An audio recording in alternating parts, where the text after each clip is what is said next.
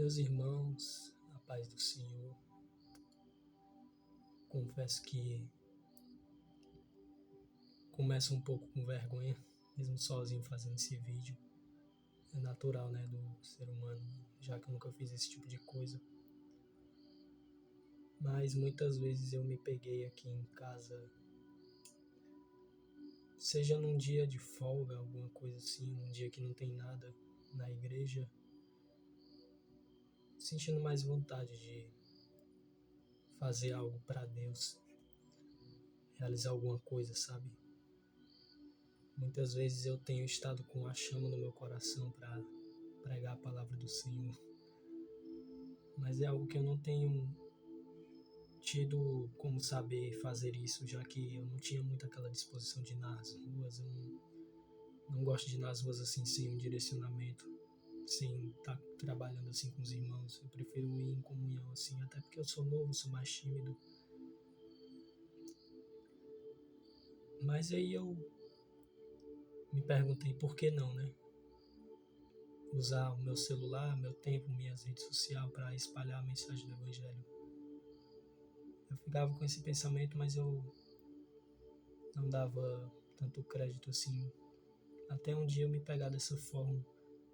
Um dia em que eu sentia que faltava algo durante o meu dia.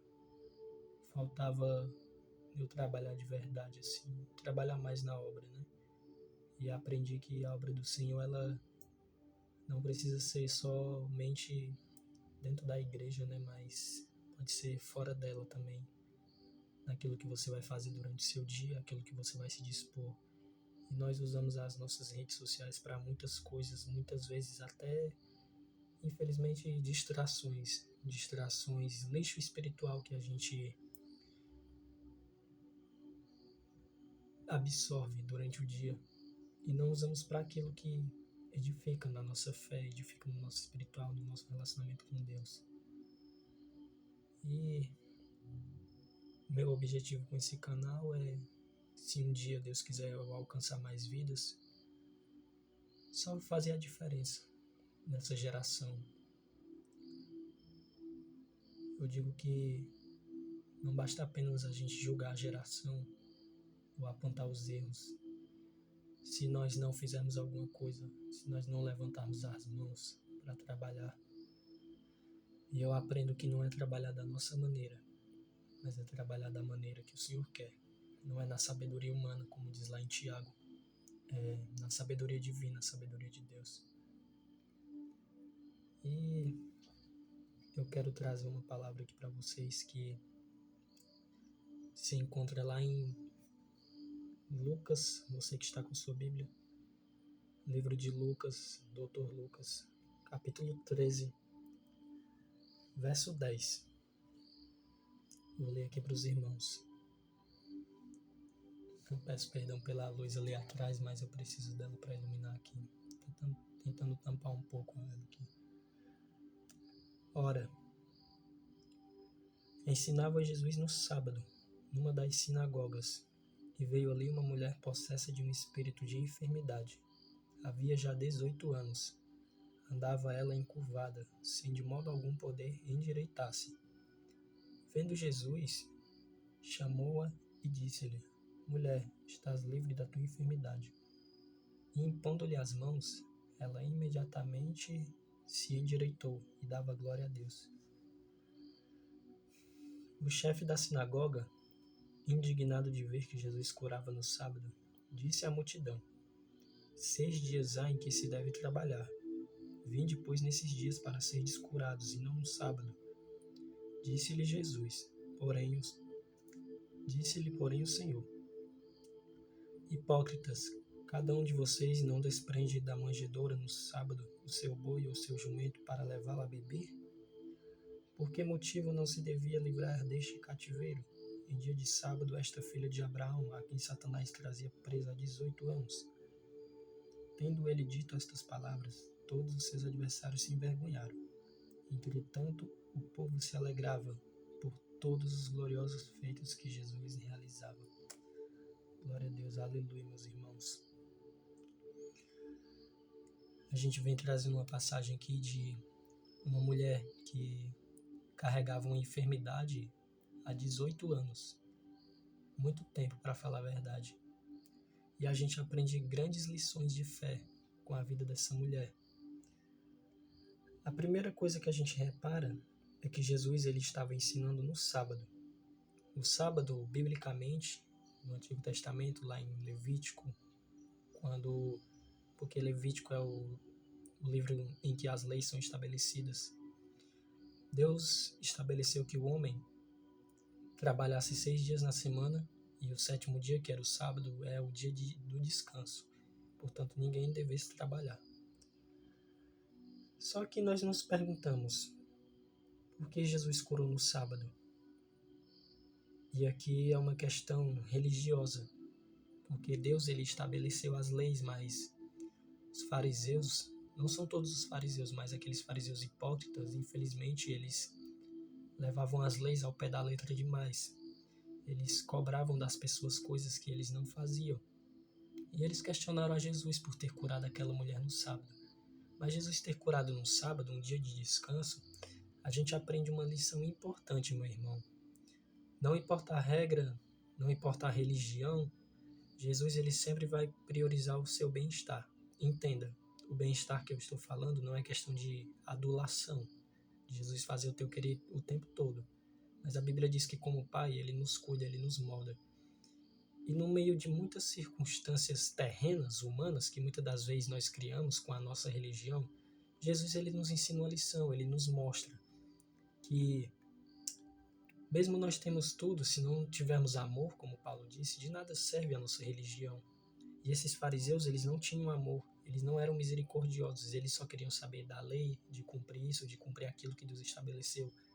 Mas eles não reparavam que o coração deles estava vazios de Deus. O coração deles estava voltado para ritos espirituais. E eles julgavam as pessoas muito isso. Como julgaram a Jesus, por Jesus fazer curas no sábado. Mas Jesus ele nos ensina uma lição, meus irmãos. A sua vida é mais importante para Ele. Ele é misericordioso. Ele é bondoso. Ele é manso. Ele é o Pai perfeito que cuida de você. Independente do seu erro, não importa. Para Ele o que importa é você. Ele te quer. Ele quer fazer uma grande obra na tua vida. Ele quer te restaurar, te transformar. O problema é que muitas das vezes nós entendemos o Evangelho como um Evangelho que deve ser cumprido de ritos, de religião. E quando a gente peca, em vez da gente se aproximar, a gente se afasta cada vez mais do Senhor por não achar que nós somos dignos, por não nos sentirmos dignos. Mas essa dignidade que talvez a gente não seja o mesmo, isso é baseado no nosso conceito. Mas Jesus ele traz um novo conceito. Assim como Ele tem de nós, Ele quer que nós tenhamos misericórdia das pessoas. Ele quer que a vida seja valorizada acima de qualquer rito religioso. Oh, glória a Deus, aleluia. Verso 11. E veio ali uma mulher possessa de um espírito de enfermidade. Havia já 18 anos. Andava ela encurvada, sem de modo algum poder endireitar-se. Oh, glória a Deus. Aqui a gente aprende uma grande lição com essa mulher.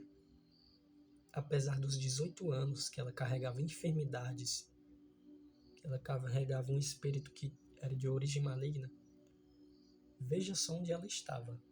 Ela estava na sinagoga.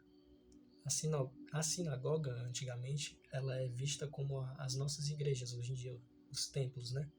Porque a igreja somos nós temos que diferenciar isso. A igreja somos eu e você. Aquele templo onde nós fazemos a igreja, aquilo é um lugar de adoração.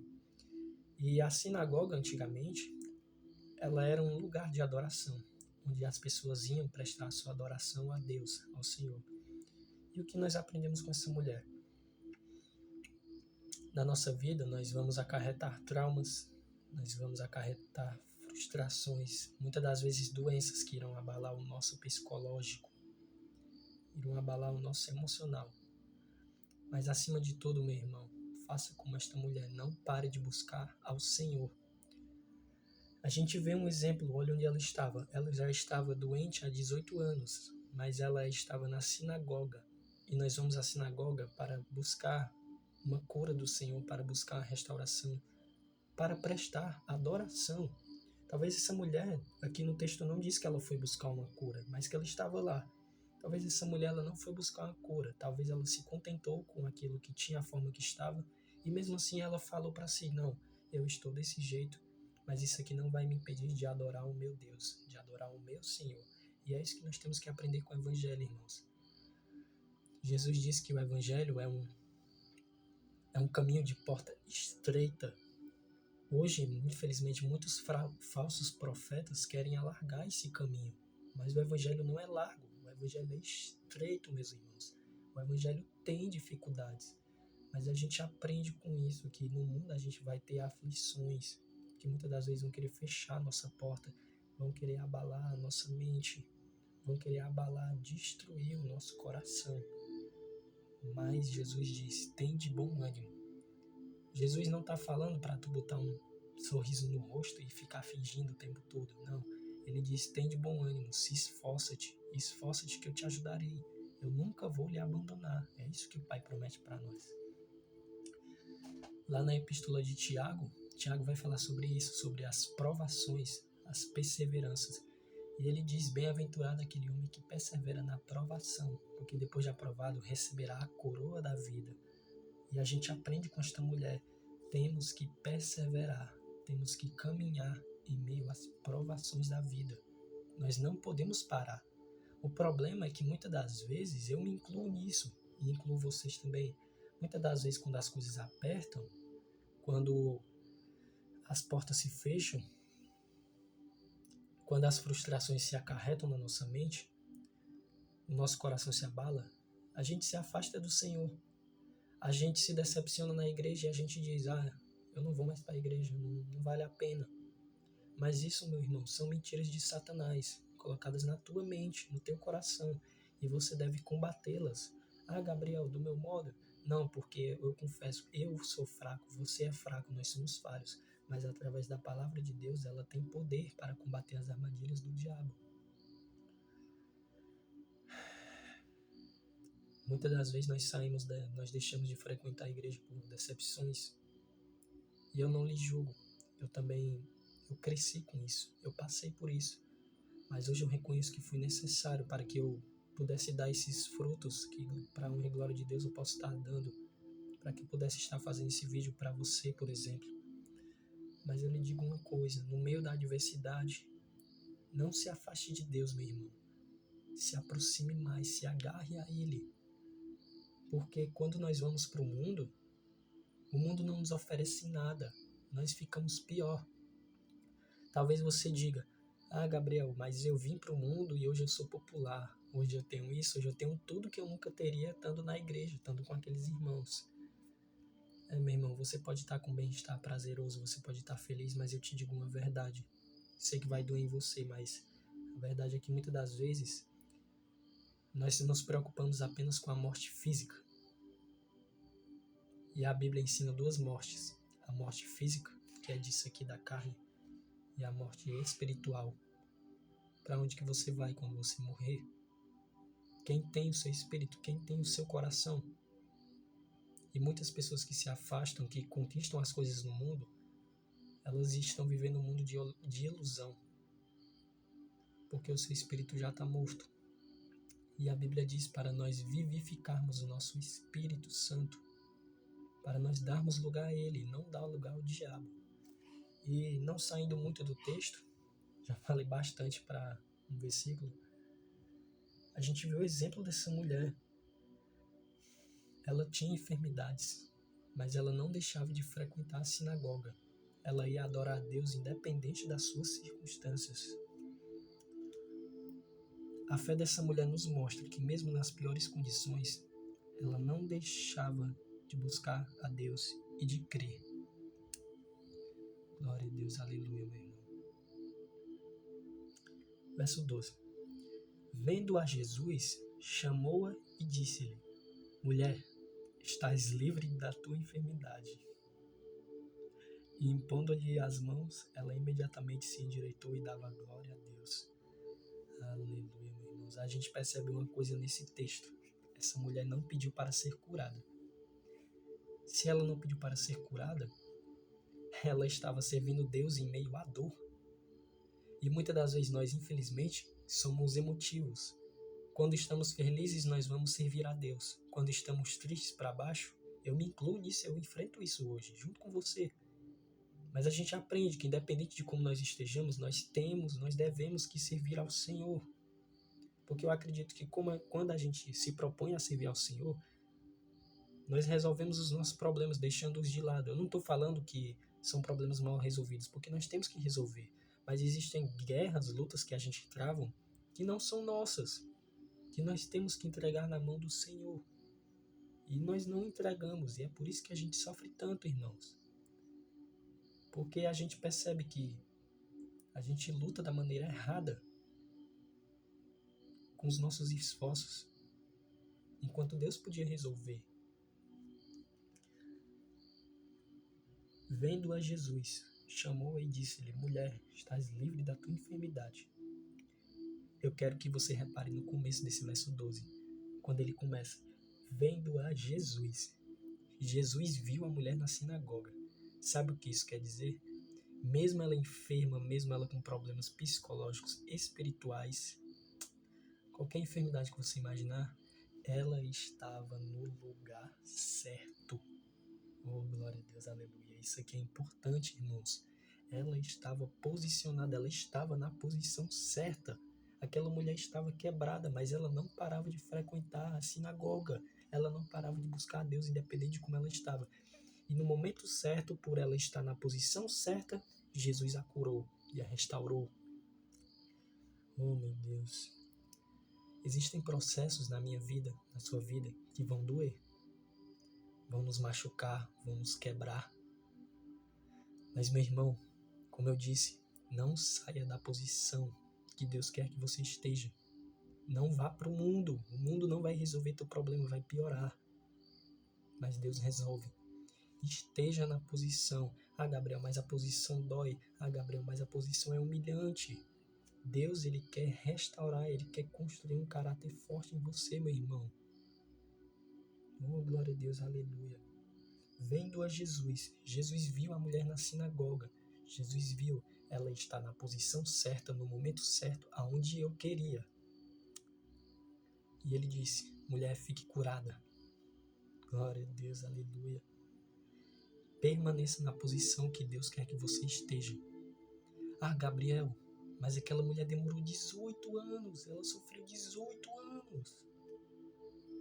José no Egito, ele também demorou muitos anos. Eu não sei se foi 20, menos de 20, não me recordo.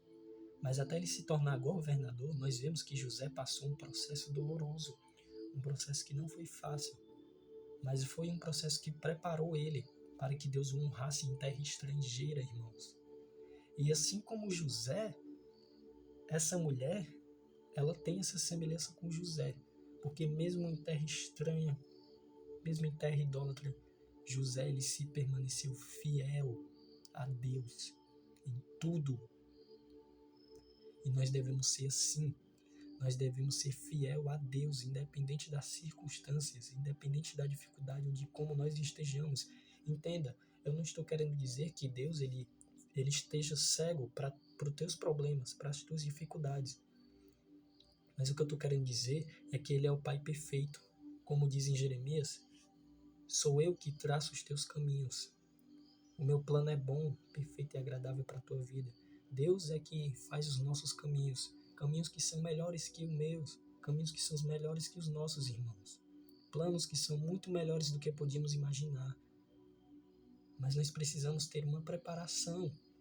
Nós precisamos nos voltar para o Pai. A única maneira de nos prepararmos é através do cuidado de Deus. Jeremias diz que Ele é o oleiro. Eu e você somos o vaso. E isso quer dizer que muitas das vezes, como vaso, nós vamos quebrar, nós vamos errar. Mas se nós estivermos na mão do oleiro, isso aqui, se nós estivermos na posição, o oleiro, ele nos reconstrói. Oh, glória a Deus. Jesus a viu. Isso nos mostra que ela estava no lugar certo, na hora certa. Ela estava na posição para que no momento certo Deus pudesse agir na sua vida. Meu irmão, independente dos sinais, independente das tribulações, esteja na posição que Deus quer que você esteja. Uma posição em que você vai estar atrás e Deus vai estar na sua frente, te guardando, lutando as suas guerras, lutando as suas batalhas e te dando vitória, porque eu e você nós não somos capazes de vencer nada, irmãos. Somente o Senhor. Oh, glória a Deus, aleluia.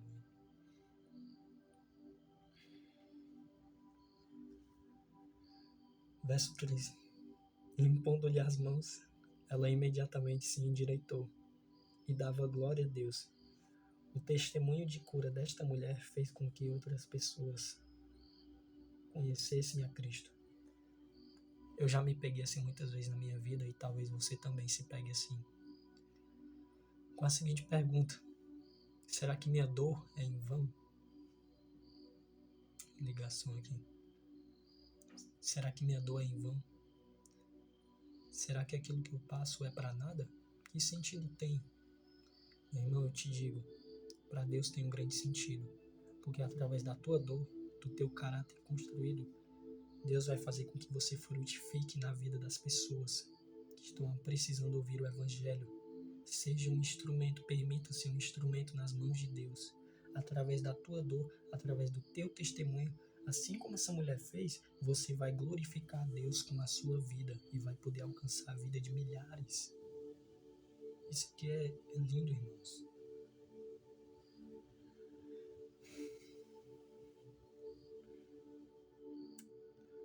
Depois do processo, a mulher glorificou a Deus e o exaltou.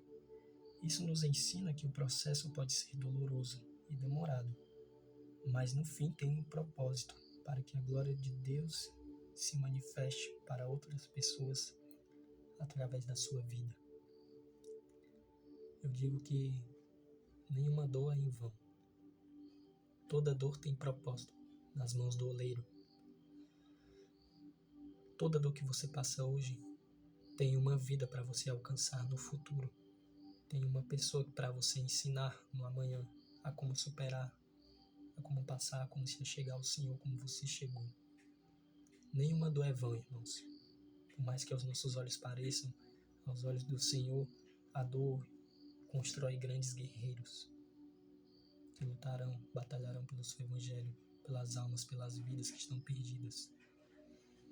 Meu Deus, aleluia.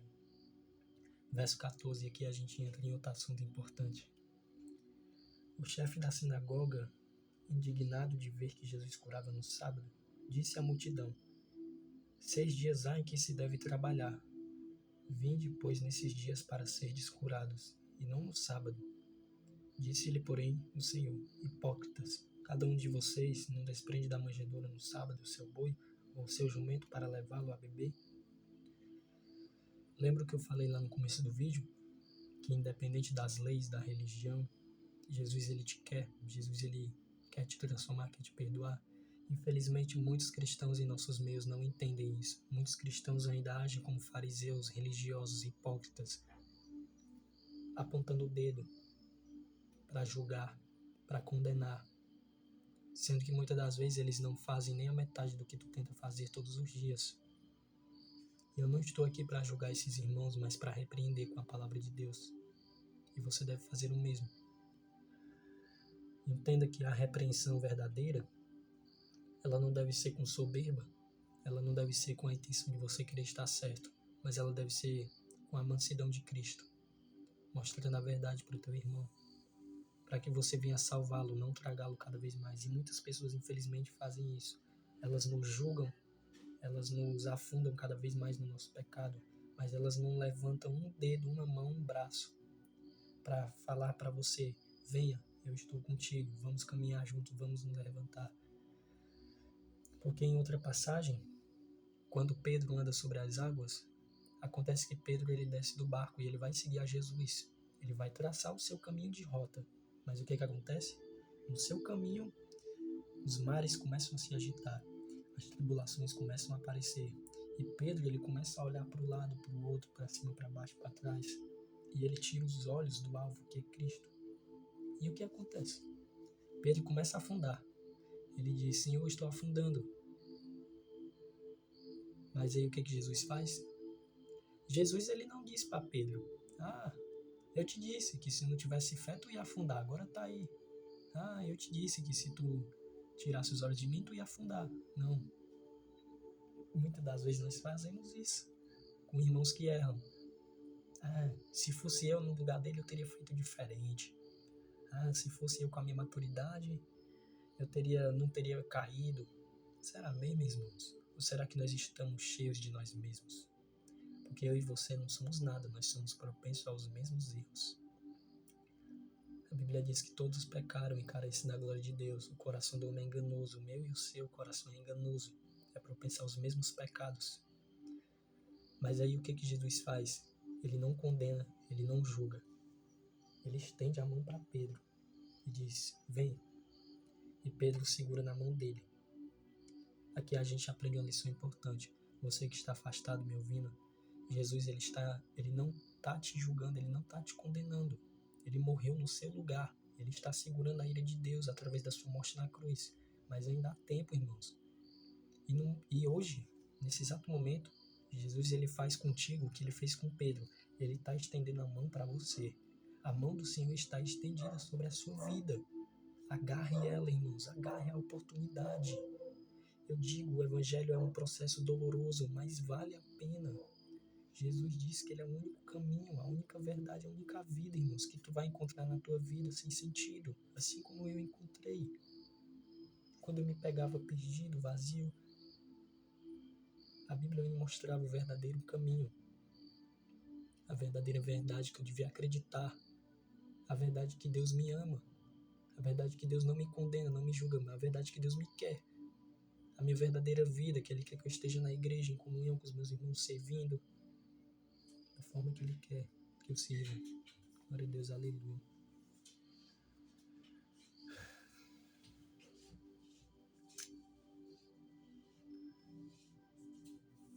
Existem pessoas religiosas que se acham no direito de falar a forma que Deus deve trabalhar na sua vida. Eu já passei por isso, irmãos, mas eu te digo, ninguém tem o direito de apontar o dedo para você. Ninguém tem o direito de te menosprezar. Ninguém tem o direito de falar para Deus como Ele deve trabalhar na minha vida ou na sua vida. Creia nisso hoje. Saia desse complexo de inferioridade que você se encontra. Porque Jesus, Ele te ama. E é Ele que vai te mudar. Ele que é o oleiro. A Bíblia diz, o vaso não pode contender com o oleiro. E era exatamente o que esses fariseus estavam fazendo. Mas aí Jesus os repreende e os envergonha. Quer saber se alguém é de Deus? Veja se ela se alegra com a tua cura. Veja como ela te trata e trata as pessoas. Como ela reage. Ela te julga no teu cair ou se alegra no teu levantar? Disse-lhe, porém, o Senhor, hipócritas, cada um de vocês não desprende da manjedoura no sábado o seu boi ou o seu jumento para levá-lo a beber? Verso 16 para encerrar. Por que motivo não se devia livrar deste cativeiro em dia de sábado, esta filha de Abraão, a quem Satanás trazia presa há 18 anos? Jesus pergunta para essas pessoas, por que motivo eu não vou livrar o meu filho? Por que motivo eu não vou salvar, resgatar? Você vê que Jesus ele confronta os fariseus nas próprias convicções deles, do que o coração deles diz, o coração egoísta, o coração vaidoso. Verso 17. Tendo ele dito estas palavras, todos os seus adversários se envergonharam. Meu irmão, Jesus vai envergonhar pessoas na sua vida. Pessoas que disseram que tu não era nada. Pessoas que falaram que tu não ia servir para nada, que tu não ia prestar para nada. Jesus vai envergonhar essas pessoas através do teu testemunho. Eu não estou falando isso aqui para que você venha se vingar. Não. Eu não estou falando isso aqui para engrandecer o teu ego. Mas eu estou falando isso aqui porque Deus é fiel e a palavra dele é poderosa para transformar. A palavra de Deus diz que Deus escolheu as coisas... Esqueci. Mas eu vou lembrar. Falando nas minhas palavras, Deus escolheu as coisas tolas do mundo Deus escolheu as coisas loucas. Deus escolheu as coisas que nada são para envergonhar as que são, para envergonhar os sábios, para envergonhar aquelas pessoas que pensam ser alguma coisa. E Deus escolheu a mim, Deus escolheu a você, Deus te escolheu, meu irmão. Jesus Cristo te escolheu morrendo naquela cruz para viver o seu evangelho, para pregar o seu evangelho e envergonhar aquelas pessoas que te apontaram o dedo, que te julgaram, que falaram que tu não ia ser nada. Mas assim como essa mulher, através do teu testemunho, da tua vitória, você vai glorificar a Deus e vai alcançar a vida de muitos e vai calar a boca de muitas pessoas hipócritas, religiosas, que apontaram o dedo para você e te disseram que você não seria nada, irmãos. Mas o teu Deus, ele faz grandes coisas na tua vida. O teu Deus é fiel. Tendo Jesus dito estas palavras, todos os seus adversários se envergonharam. A palavra de Deus vai calar a boca de muita gente que se acha ser alguma coisa sem Cristo, que se acha superior às outras pessoas, que pisam nas outras pessoas. A palavra de Deus vai calar a boca de muita gente, irmãos. O teu testemunho, o meu testemunho, o testemunho dos nossos irmãos em Cristo vai calar a boca de muitas pessoas que nos inferiorizaram. Eu não estou falando aqui de forma vingativa, não, jamais. A gente não deve se vingar, a gente deve orar, amar essas pessoas. Mas eu estou falando aqui da forma soberana de Cristo sobre as coisas, da autoridade de Jesus. Entretanto, o povo se alegrava por todos os gloriosos feitos que Jesus realizava.